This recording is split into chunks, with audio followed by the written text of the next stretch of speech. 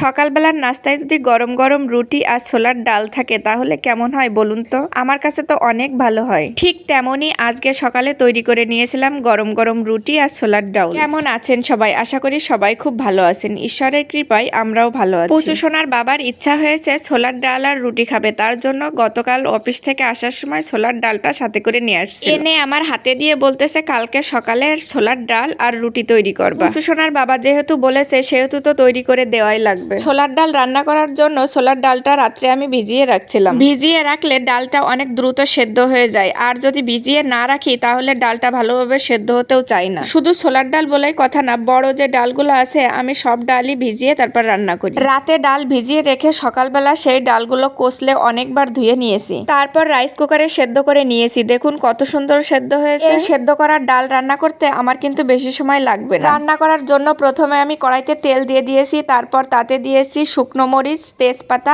আর জিরা ফোড়ন। এখন ওইগুলা একটু ভালোভাবে ভাজা ভাজা হয়ে আসলে তাতে দিয়েছি আদা রসুন পেঁয়াজ বাটা।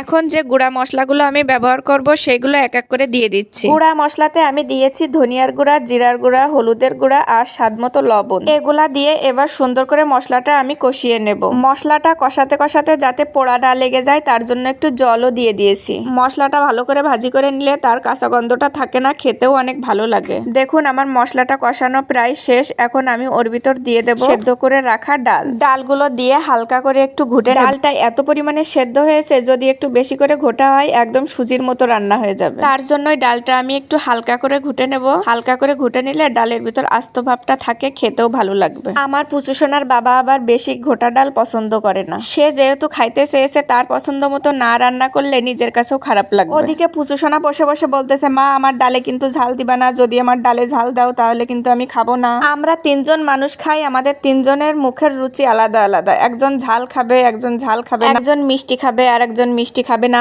ওদের স্বাদ মতোই আমার রান্না করে দেওয়া লাগে। ডালের ভিতর যে শুকনো মরিচগুলো দিয়েছিলাম ওগুলো গলে যাওয়ার আগেই পুচু সোনার জন্য বাটিতে করে ডাল তুলে রাখতে হবে। ওর জন্য যদি ডাল তুলে না রাখি ওই ডালে যদি ঝাল হয়ে যায় তাহলে ও একটুও খাবে না। ছেলে আমার ঝাল খাইতেই পারে না, আর ওর জন্য আমার একটু রান্না করতে গেলে ঝামেলাই হয়। এদিকে আমি রুটি তৈরি করব, তার জন্য গরম জল করে গরম জল দিয়ে আটাটা মেখে নিলাম। এখনকার যে আটা, এই আটা যদি ঠান্ডা জল দিয়ে মাখা হয় তাহলে ওই রুটি আর দাঁত দিয়ে টেনে ছেঁড়া যায় না, এত পরিমাণে শক্ত হয়ে যায়। আর গরম জল দিয়ে মাখলে রুটিটা নরম হয়, খেতেও অনেক ভালো লাগে। আর আমি প্রায় সময়ই গরম জল দিয়ে রুটিটা তৈরি করার চেষ্টা করি। ডালে আমি একটু গরম মশলা দিয়ে তারপর ঢেলে নিছিলাম। এখন ডাল রুটি দুটোই তৈরি করা শেষ। এখন ছেলের জন্য প্লেটটা সাজাতে শুরু করেছি। প্লেটে 2টা রুটি দিয়েছি আর 1 বাটি ডাল। ছেলে বলতেছে আমাকে 1 বাটি ডাল দিও না, আমি কিন্তু খাইতে পারবো না। আমি বললাম তোমার যতটুকু না খাইতে মন চায় তুমি ঠিক ততটুকু নাই খেও। প্লেটটা আমার সাজানো শেষ। এখন ছেলের সামনে দিতেই ছেলে তো অনেক খাবার তুলে গালে দিতেই বললাম বাবা খাবারটা কেমন হয়েছে? ও বলল অনেক ভালো হয়েছে।